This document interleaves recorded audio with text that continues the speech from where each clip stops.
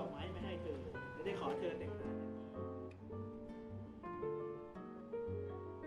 วันเวลาผ่านไปนิยมได้ย้ายจากหน่วยงานสืบสวนมาทำงานที่เอกสารเนื่องจากหลังจากที่เธอแต่งงานนั้นจึงได้ถูกย้ายมาที่งานเอกสารและมีเพื่อนรุ่นน้องคนหนึ่งชื่อจางมีในระหว่างที่นิยมกับจางมีกำลังนั่งเมาเรื่องเด็กใหม่ที่ย้ายเข้ามาท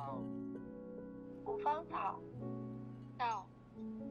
到你是点没来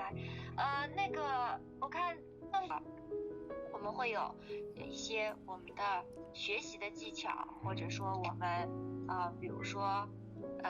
打牌的技巧或者其他的一些这个都叫做 skill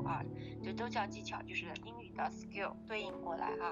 好，那也就是说这个课文呢，我们主要是要看一下我们对于遇到一些灾难disease 灾难，遇到灾难的时候我们生存，我们能不能活下来，我们有没有具备这样的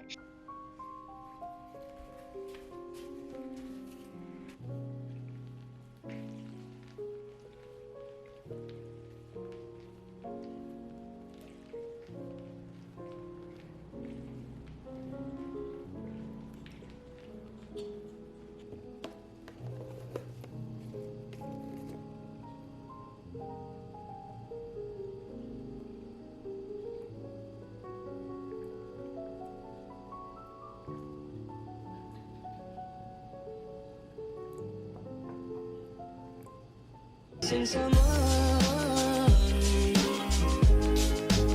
love with all your heart. Missing someone